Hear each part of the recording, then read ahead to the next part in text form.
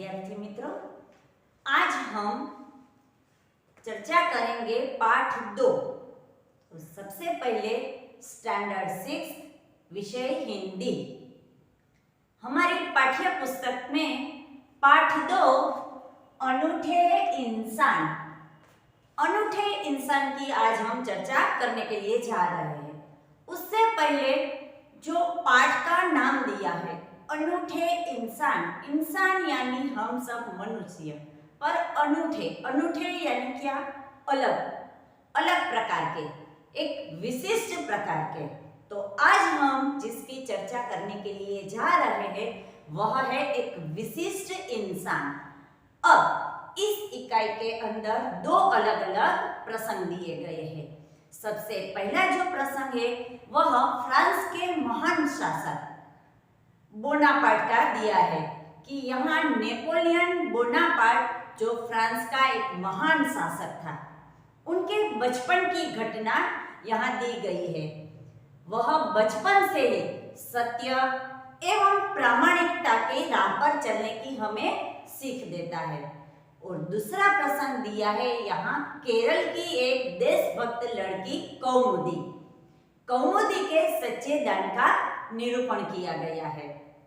तो आइए यहाँ सबसे पहले हम उनके शब्दार्थ की जानकारी प्राप्त करें। तो अब हम देखें उनके शब्दार्थ।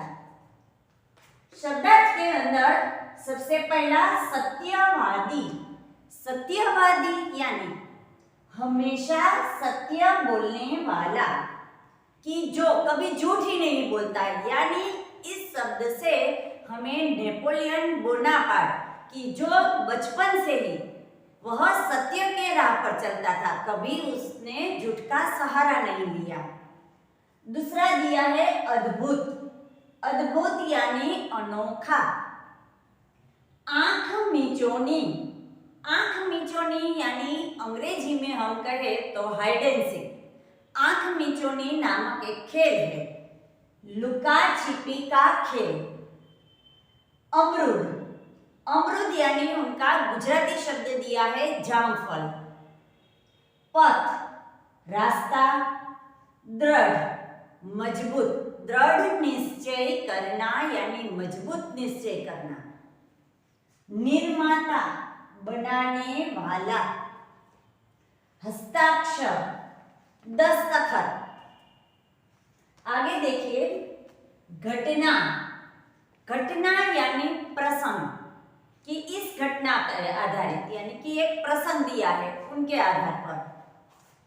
उपस्थित, हाजिर, वहां आए हुए, यानी कि वहां जो लोग आए हैं उनकी हाजिर में, उपस्थिति में। मानपत्र, आदर से लिखा पत्र, उसे मानपत्र कहते हैं। आयोजन, इंतजाम करना। आभूषण, गहना। नीलामी, बोली लगाकर बेचना, कोई भी चीज वस्तु की बोली लगाकर हम बेचते हैं उसे नीलामी कहा जाता है। भाषण, सभा के सामने बोलना, कि एक साथ कितने सारे लोग इकट्ठे होते हैं उसे सभा कहते हैं, और उसके सामने जो वक्ता है वह कुछ बोलता है उसे भाषण कहा जाता है। त्याग, समर्पण या तो समर्पित कर देना। तो ये जो शब्दार्थ थे इस इकाई के अंदर आए हुए थे। अब हम पाठ की शब्द सह चर्चा करेंगे। सबसे पहले विषय प्रवेश। विषय प्रवेश के अंदर हम देखें तो नेपोलियन बोनापार्ट जो था वह फ्रांस का महान शासक था। उनका जन्म 15 अगस्त 1769 को हुआ था और पहले वह सेनापति था, परंतु क्रांति के बाद वह सम्राट बन गया। उसने फ्रांस के आसपास कई देश जीत लिए थे और 1812 में उसने रूस पर आक्रमण किया था। साथ में भयंकर ठंड के कारण बहुत से सैनिक मारे गए और आखिर उसे वापस लौटना पड़ा। 1815 में वाटरलू के युद्ध में उसकी बुरी तरह पराजय हुई। उसे गिरफ्तार कर लिया गया और उसे बंदी बनाकर सेंट हेलन टापू में रखा गया। तो ये जो था वह महान बोनापार्ट यानी कि नेपोलियन बोनापार्ट था। अब हम पाठ्य पुस्तक के आधार पर उनकी चर्चा करेंगे। तो ऐसा था नेपोलियन। नेपोलियन जब छोटा लड़का था तभी से वह सत्यवादी था। कहने का मतलब कि जब वह एक छोटा यानी कि उसके बचपन की घटना यहाँ दी गई है कि वह छोटा था तब से वह सत्य ही बोलता था। एक दिन वह अपनी बहन इलाइजा के साथ आंख मिचौनी खेल रहा था। एक दिन ऐसा हुआ कि वह अपनी बहन यानी कि उनका नाम है इलाइजा, उनके साथ आंख मिचौनी नामक खेल खेल रहा था। इलाइजा छिपी थी और नेपोलियन उसे ढूंढने के लिए इधर उधर दौड़ रहा था। अब आंख मिचौनी नामक खेल के अंदर ऐसा ही होता है कि एक व्यक्ति उसे ढूंढने के लिए जाते हैं और बाकी के लोग छिप जाते हैं। तो यहाँ उनकी बहन के साथ वह ये खेल खेल रहा था तो उनकी जो बहन थी इलाइजा वह छिप गई थी और उसको ढूंढने के लिए नेपोलियन जो था वह इधर उधर दौड़ रहा था। अचानक वह एक लड़की से टकरा गया। अब क्या हुआ कि जब वह अपनी बहन को ढूंढ रहा था तब सामने से एक लड़की आई और उससे वह टकरा गया। उस लड़की का भी ध्यान नहीं था और नेपोलियन का भी ध्यान नहीं था। लड़की अमरूद बेचने के लिए जा रही थी। अब लड़की के हाथ में अमरूद की टोकरी थी और उसे वह बेचने के लिए जा रही थी। नेपोलियन के टकराने से उसकी टोकरी नीचे गिर गई और उसके सारे अमरूद जो थे वह जमीन पर गिर गए। उसी के कारण सारे अमरूद खराब हो गए क्योंकि जमीन पर जो था वहां पे कादव कीचड़ वो सब था। उसी के कारण वह गीली मिट्टी में सारे अमरूद जा गिरे। लड़की जो थी वह रोने लगी क्योंकि घर पर उसकी माँ को भी जवाब देना था कि घर पर जाऊंगी तो उसकी माँ उसे डांटेगी। इसीलिए लड़की रोने लगी और उनका नुकसान हो गया और वह रोते रोते कहने लगी कि अब माँ को मैं क्या जवाब दूंगी कि अब माँ तो मुझे डांटेगी। इलाइजा कहने लगी चलो भैया हम यहाँ से भाग चले।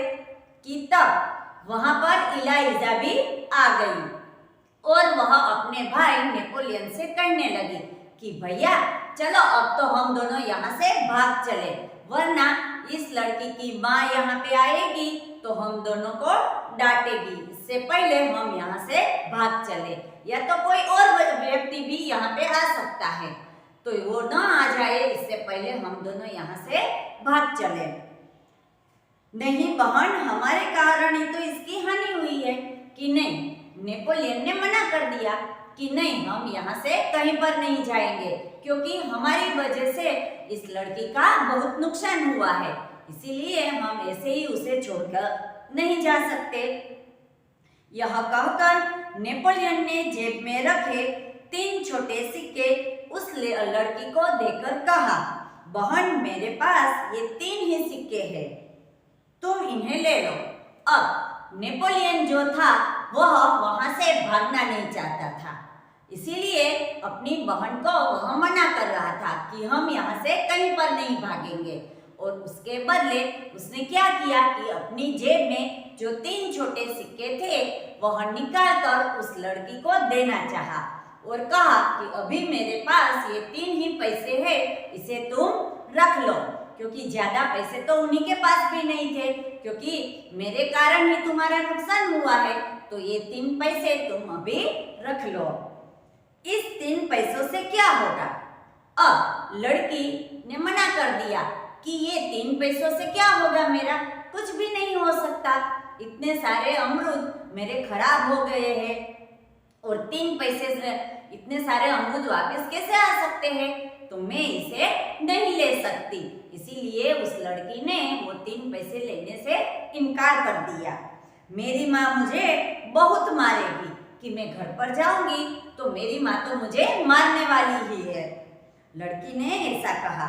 अच्छा, तो तुम हमारे साथ घर चलो, हम तुम्हें अपनी माँ से और पैसे दिलवा देंगे। तो नेपोलियन ने क्या कहा कि कोई बात नहीं, ये पैसे तुम नहीं लेना चाहती हो, ठीक है, तो तुम ऐसा करो कि हमारे साथ घर चलो और मैं अपनी माँ से कहकर और ज्यादा पैसे तुम्हें दिलवा दूंगा। ऐसा कहकर वह लड़की को अपने घर पर ले जाता है। इस पर इलाइजा ने नेपोलियन से कहा, भैया इसे घर ले चलोगे तो माँ नाराज होगी। अब क्या होगा कि नेपोलियन जो था वह उस लड़की को घर पर ले जाने के लिए उसे मना रहा था कि तुम हमारे घर चलो, मैं अपनी माँ से और भी ज्यादा तुम्हें पैसे दिलवा दूंगा। पर नेपोलियन की जो बहन थी यानी कि इलाइजा उसे मना करती है कि नहीं भैया, उसे घर मत ले चलो, क्योंकि घर पर माँ उसे देखेगी तो नाराज होगी। नेपोलियन नहीं माना, वह उस लड़की को अपने साथ घर ले गया। माँ को घटना की जानकारी देकर वह बोला कि माँ, आप मुझे जो हर महीने जेब खर्च देती है उसे इस लड़की को पैसे दे दीजिए। अब नेपोलियन इस बात को नहीं मान रहा था और वह उस लड़की को अपने घर ले गया।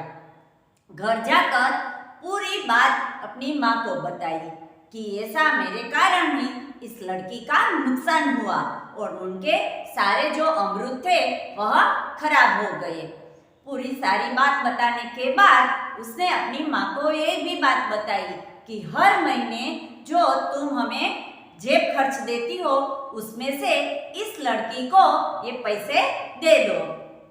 ठीक है, मैं तुम्हारी सच्चाई से खुश हूँ, मगर याद रखना। अब उस बात को उसकी माँ ने यह कहा कि ठीक है कि तुमने सारी बात सच्चाई से बता दी तो मैं खुश हो गई, पर एक बात याद रखना कि अब तुम्हें 1 महीने तक जेब खर्च के लिए कुछ भी नहीं मिलेगा।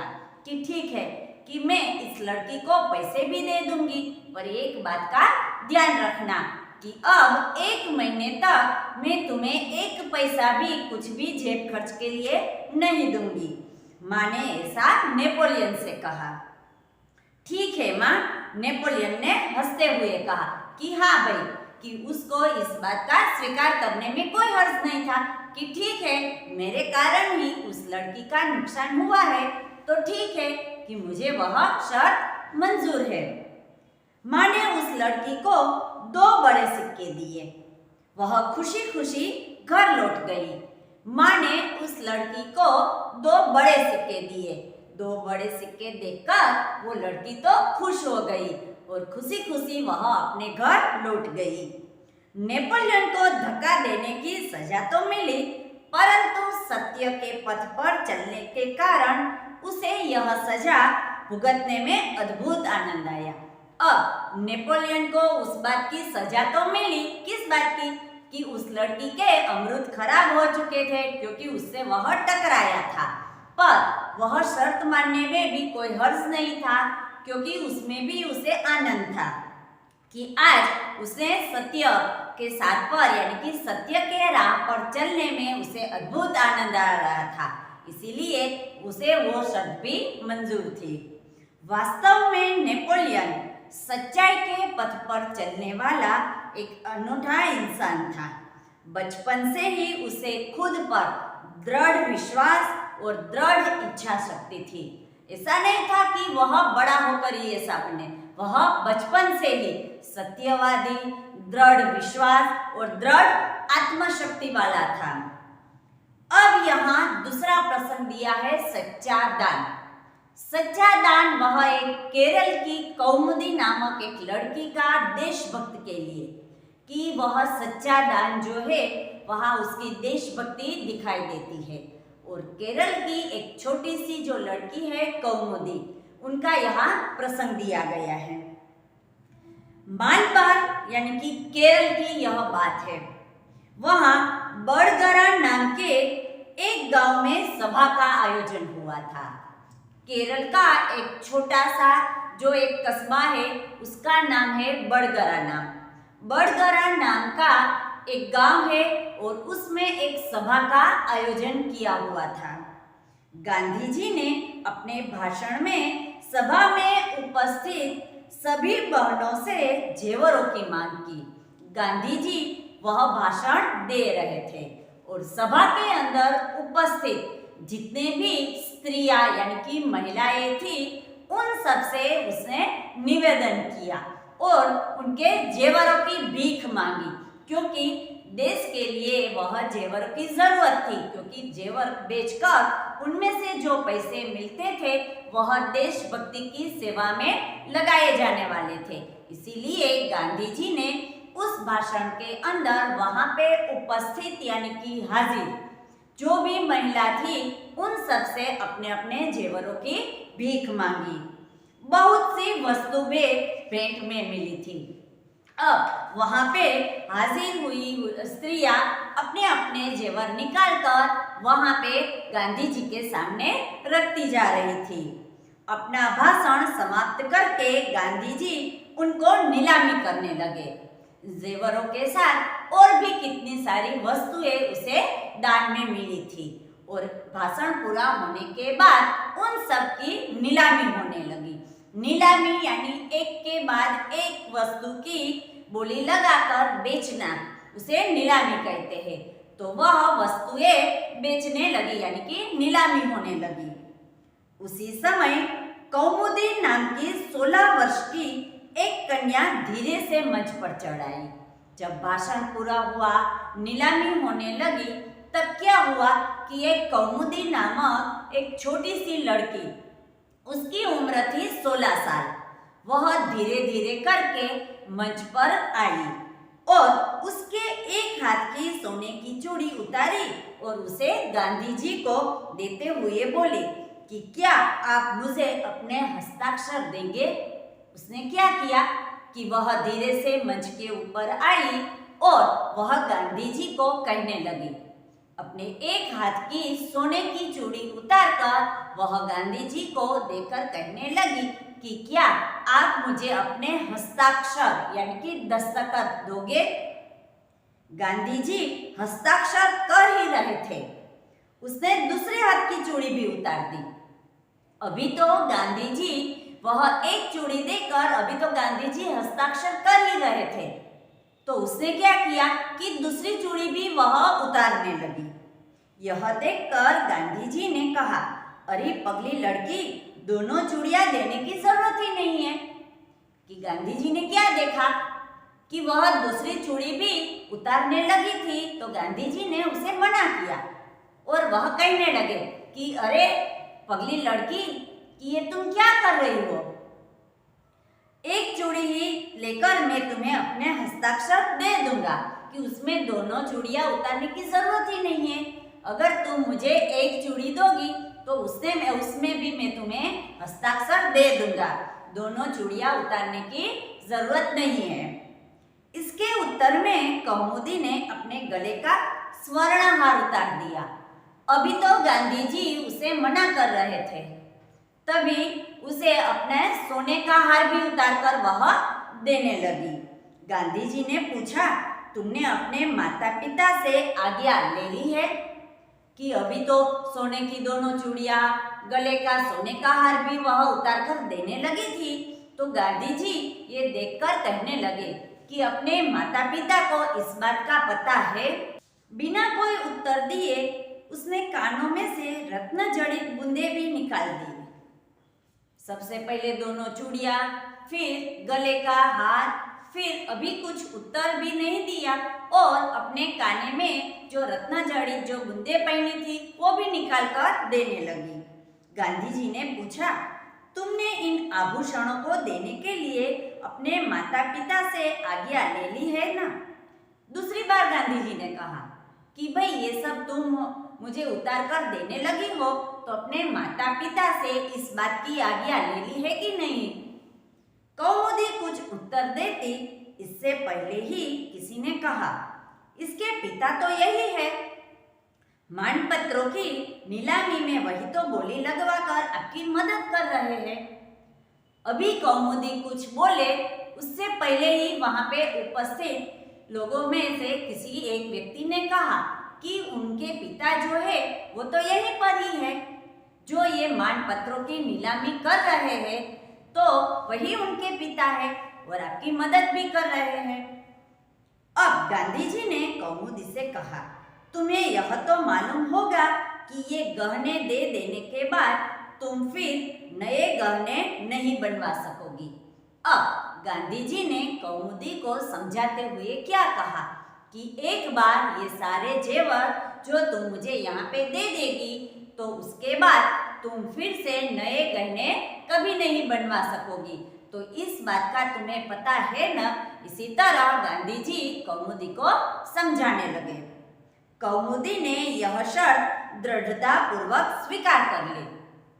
दृढ़ता पूर्वक स्वीकार करना यानी मजबूती के साथ कि वह मक्कम थी अपने इरादों में, इसीलिए कौमुदी ने यह शर्त स्वीकार कर ली। गांधी जी ने हस्ताक्षर करने के बाद यह वाक्य लिख दिया, तुम्हारे इन आभूषणों की अपेक्षा तुम्हारा त्याग ही सच्चा आभूषण है। फिर इसके बाद गांधी जी ने एक वाक्य हस्ताक्षर तो दे दिए, उसके बदले एक वाक्य भी लिख दिया कि तुम्हारा सच्चा इन आभूषणों के अपेक्षा तुम्हारा सच्चा त्याग ही सच्चा आभूषण है। सच है देश प्रेम से बढ़कर कुछ भी नहीं, कि सच है कि देशभक्ति की जो भावना थी उस लड़की के अंदर, उससे बढ़कर और कुछ भी नहीं है होता। तो यहाँ जो दो अलग अलग प्रसंग दिए थे, फ्रांस के महान जो नेपोलियन महान जो लेखक थे नेपोलियन बोनापार्ट, और केरल की कौमुदी नामक जो लड़की थी वह देशभक्ति की, यहाँ उसके दान सच्चा दान उनका यहाँ निरूपण किया गया है। आप सबको ये लेसन जो है, ये पाठ जो है वह समझ में आ गया होगा। अस्तु।